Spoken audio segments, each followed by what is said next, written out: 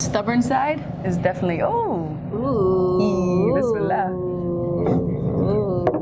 Jazakallah. Thank you. Oh, That yes. looks so good. Oh my It is god. what it is.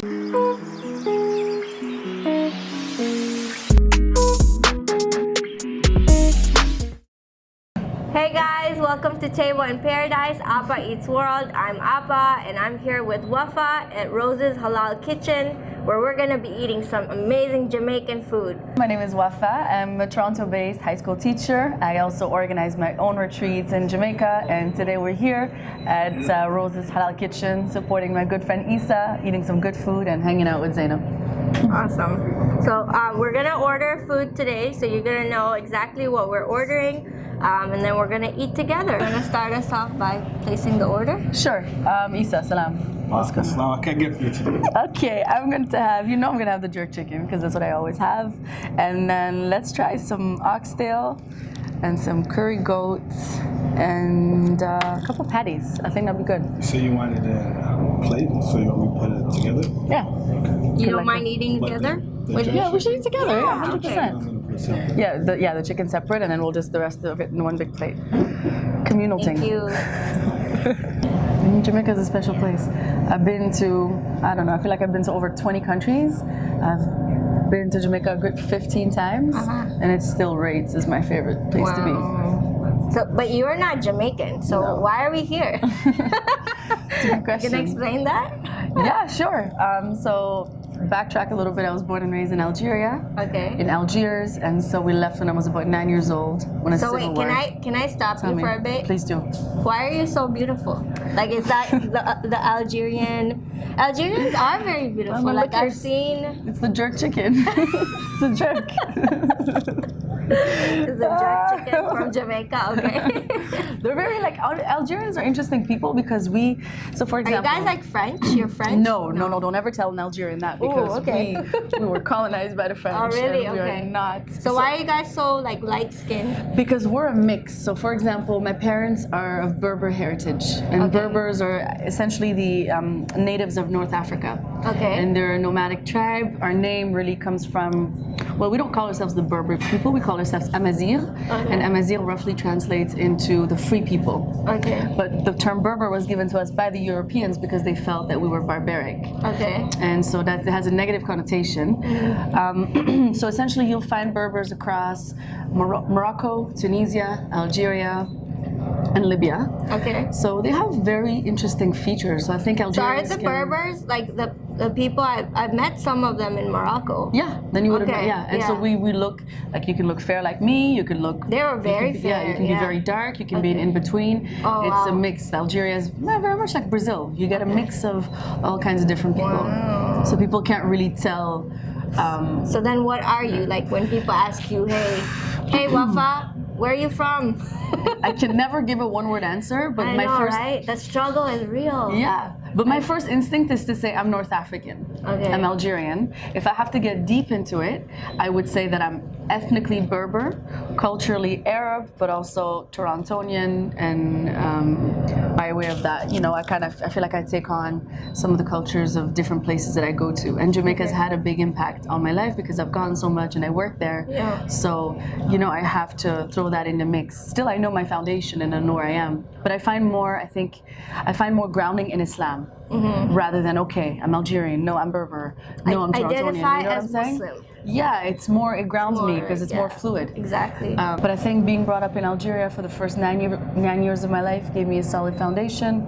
Moving to Montreal, moving to Toronto, and then traveling the world on my own. Wow. I can say I've set solid anchors within myself and out of myself. So would you at all describe yourself as Arab?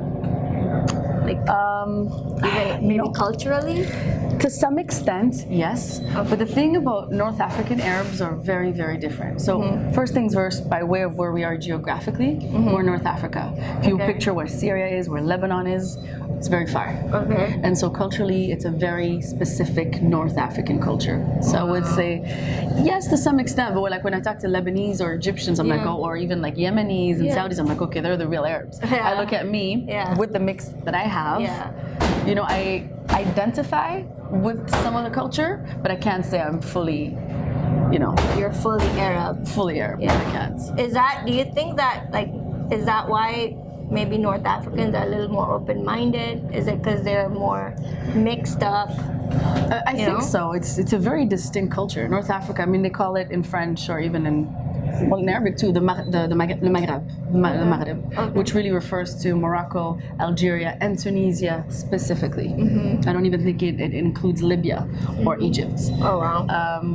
We're connected through different things. I think through Berber culture, through French colonialism. We were colonized by the French. Algeria also had the biggest revolution in Africa. So, you know, over 1 million people died. Matter of fact, anywhere I went in the Arab world when I traveled, people would stop me and be like, oh, Belad el Million Shahid, the country of the land of the million martyrs. Wow. Everyone. Malcolm X has been to Algeria. Eldridge Cleaver, the leader of the Black Panthers, was exiled in Algeria. So it was a land of, there was even a time where Algerians could buy land in Cuba because we were known to be a land of revolutionaries. Wow. So the stubborn side is definitely, Ooh. Bismillah. Ooh. Jazakallah. Thank you. That looks so good. Oh my It is god. what it is. But it definitely is. I noticed, like, even when I went to Jamaica, their food is it's like spicy. Yeah, they it's very have, tasty. and like for a Desi culture, from like my perspective, we really had similar taste. You know, like especially like when I eat Arab food, for me it's like a little Bland. and I gotta spicy. bring my spices with me. You know. Hot sauce in your Thank bag. you. Jazakallah. What's the best drink here? I would recommend a ting. I feel like you should have a ting. A ting is So you guys keep saying ting. ting. I feel like it's an inside thing. So can I be in on this? Ting is just an expression.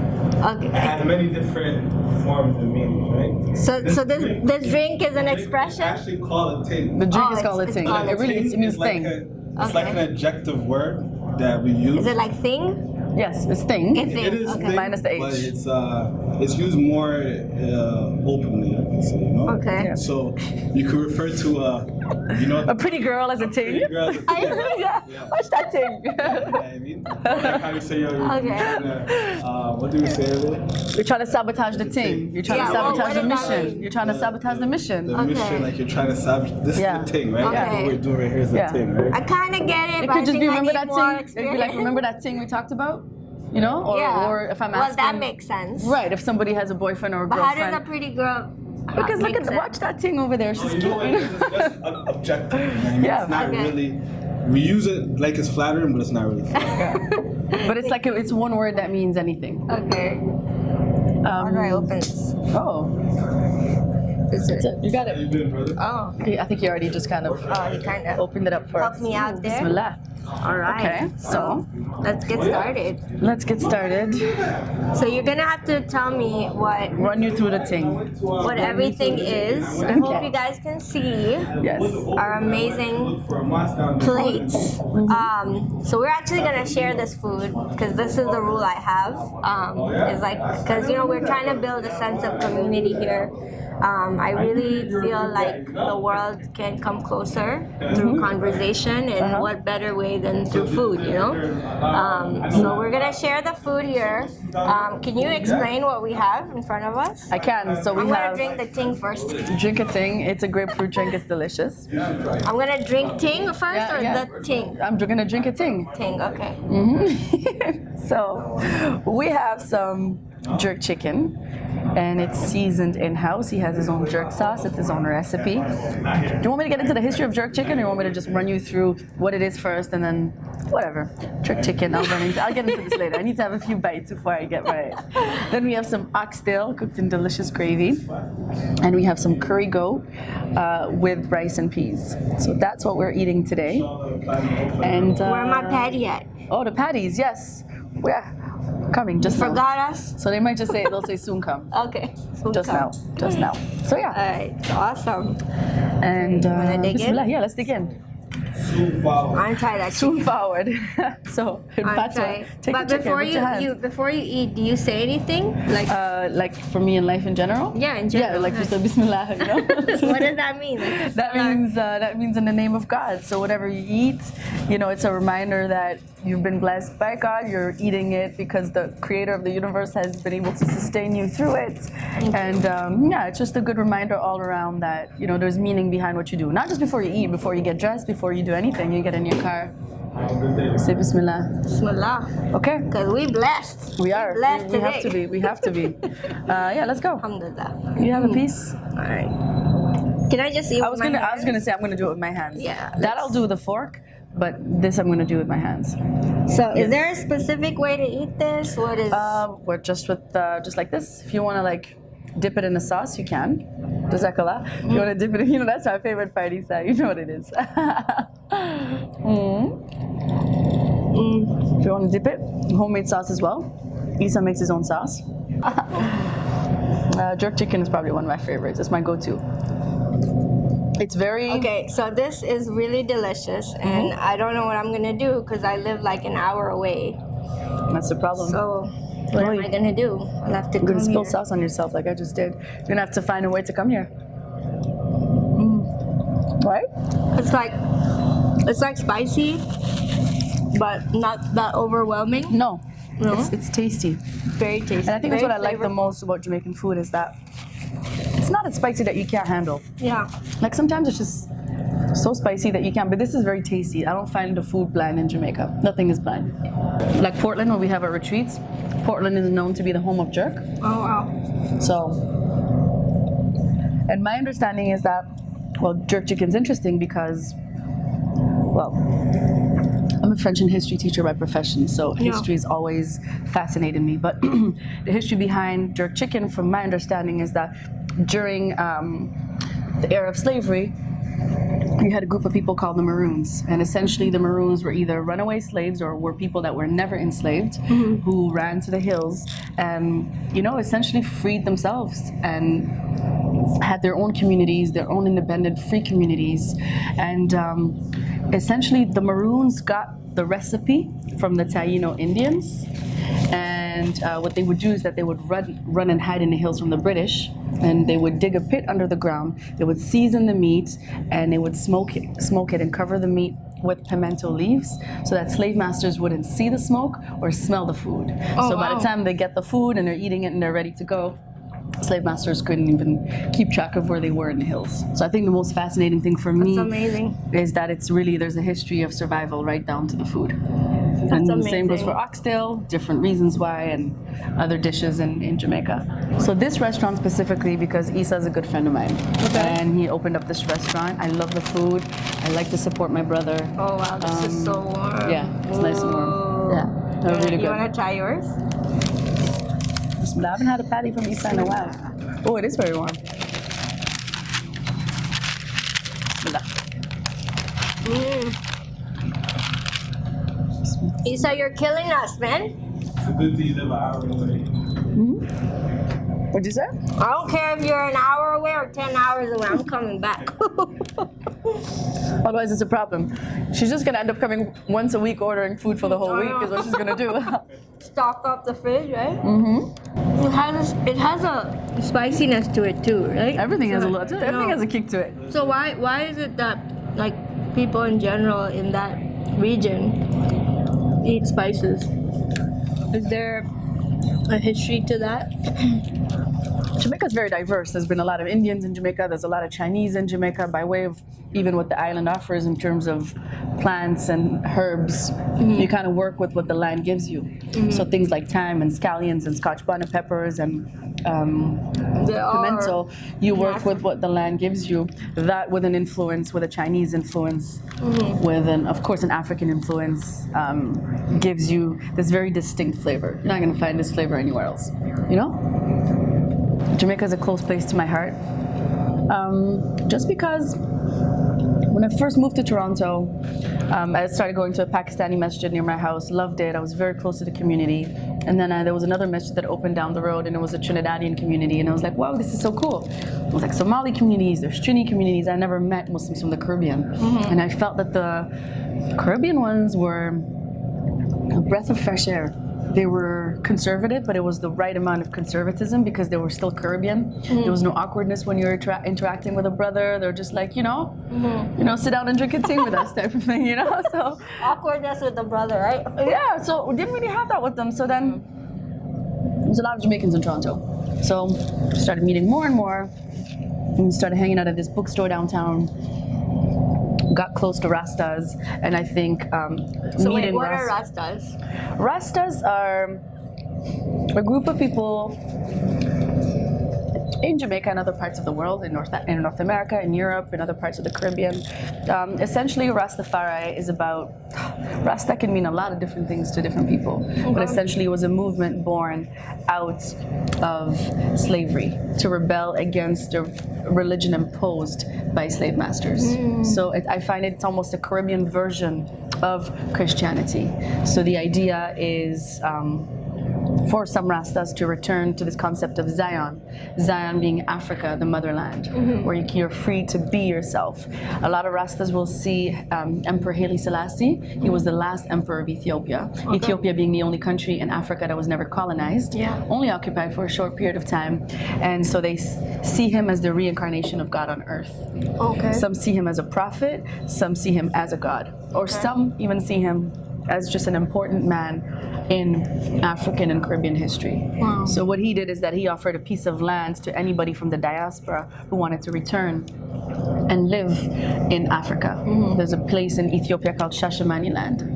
And essentially Rasta is about being righteous, being positive, eating well, eating some food that you call Ital food. Ital food being food that you cook naturally, so thyme, scallions, very little salt, coconut water. You'll find on the side of the road often in Jamaica, you'll have a Rasta man selling a big pot of Ital soup, which is like a lot of veggies, corn, dumpling, just good food for the body. Why is there such a perception about Rastas just, selling weed and is that a correct notion or? Yeah, a lot of people will associate Rastas with marijuana. I mean, simply because they use marijuana as a way as what you call a levity, a way to find your levity, a way to find your spiritual height. But the way they see marijuana is a very different concept from how we see marijuana in the West. Like a getaway, basically. Yes, here it's a getaway, over there it's like, it's just your little spliff that you smoke throughout the day. Even like on my retreats, I tell people might offer you some weed, or most of the time people you see smoking on the road are not smoking cigarettes. They barely smoke cigarettes in JA. It's really mostly weed. They use that as natural enhancement to their meditation on a daily basis. But here it's more like, So are they are Jamaicans very spiritual? I find so. Yeah. I remember when... Is that what really connected you? Yeah, absolutely. I think my second trip to Jamaica, we're driving through the countryside and we stopped by this house, and the house said, I had a little banner, a wooden banner, and it said, God is God and God not sleep. And it reminded me, I think of Ayatul Kursi where it said, Al-Hayyul Qayyum, the one that doesn't sleep, that knows no death. So it just kind of took me to some verses of the Quran, and I was like, this is cool. Yeah. And even this, like the other day, we're driving through the countryside in Portland, and this man was selling fruits and veggies, and he had a sign on his fridge, and it said, God are God. God is God.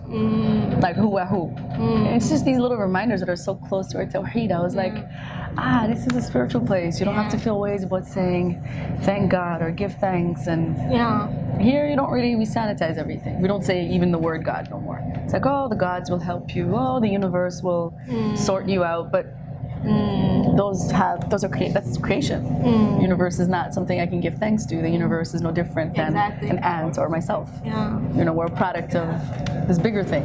Do you feel so I read a story where you met a Muslim Rasta man, and which kind of, I guess, connected you back to Islam. Can you tell me about that? Because I really didn't know that there were Muslim communities.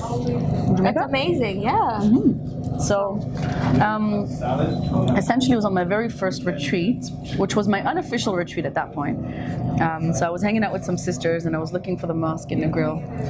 And then we bumped into this Rasta man. He's like, what are you guys looking for? I'm like, we're looking for the mosque. So then he looks at me, and he's like, You Muslim? And the way he asked, I was like, ooh.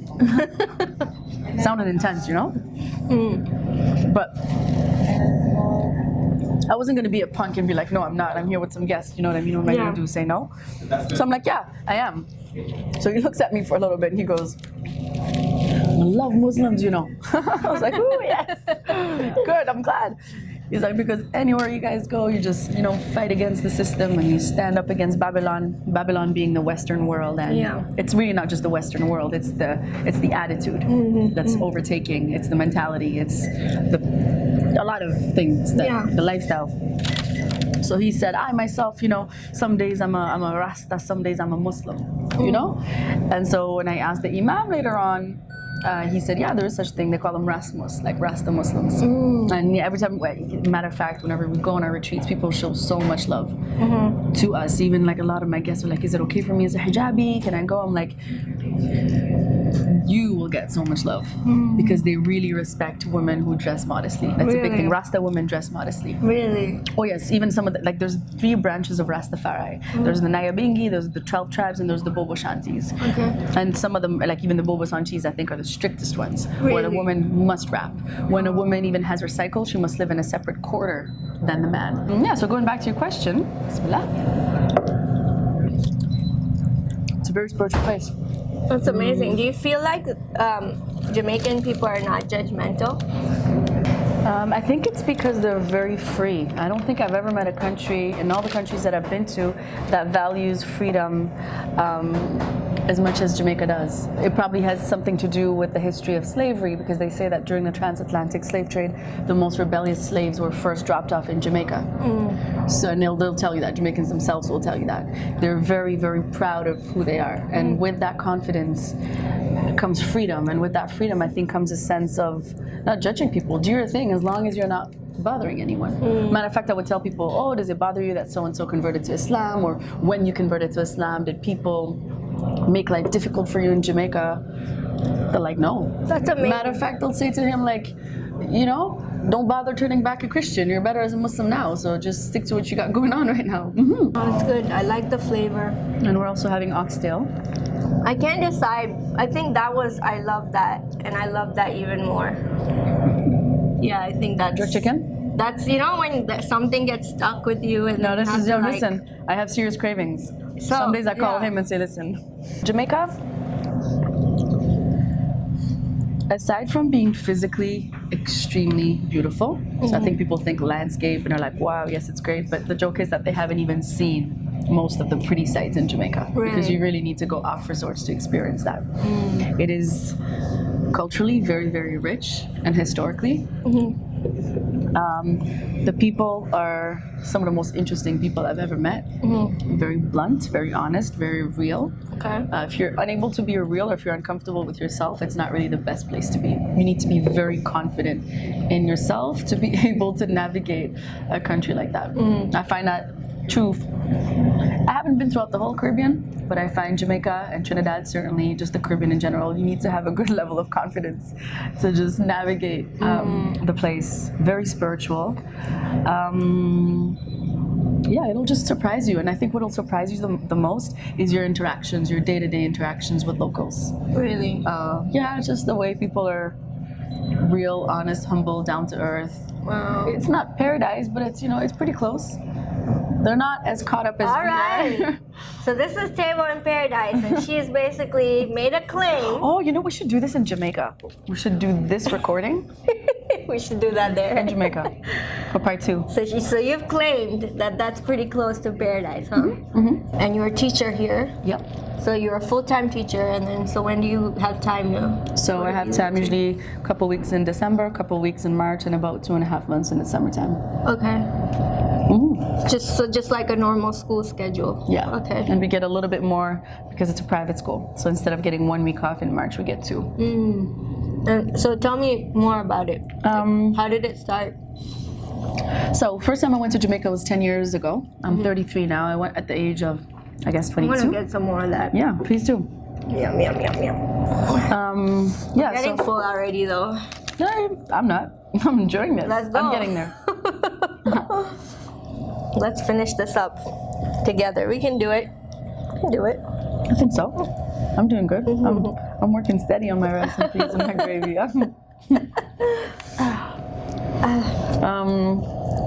Yeah, so back to your question. I went to Jamaica 10 years ago. Matter of fact, I went without telling my parents. I went to teach in Peru, and then on the way back, I decided to stop in Jamaica. I was always fascinated by it. I was meeting Rastas. I was studying Rastafari. So it really connected. I was very connected to the culture, but it was just my first trip. So it wasn't like, oh, this life-changing trip. The second time I went, and when I met Muslims of the members of the Muslim community, I went to the masjid. That's when things changed for me. That was the life-changing trip for me.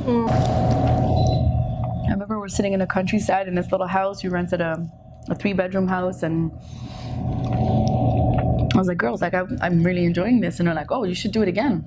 I was like, oh my God, yes, I can do this again. Like they pushed me. It's almost like they came forth with the idea. Yeah. And then when they put that thought in my mind, I was like, whoa. So 4 months later, I had 11 girls come, and I had a yoga retreat. We brought in a yoga instructor, and then I kind of just started building my social media through that. Burgundy Roots. Roots in Jamaican culture is known to be like you have roots reggae music. That's conscious music that grounds you and brings you back to your ancestors and brings you back to your roots. Burgundy is the color of rebirth. So the idea is to build universal roots no matter where you go. And Jamaica is really the best place to do that, because anyone that's come on these retreats will tell you they feel like it's like home. And we don't go to resorts. Everything is locally owned. Every business that we go to is Black Jamaican owned.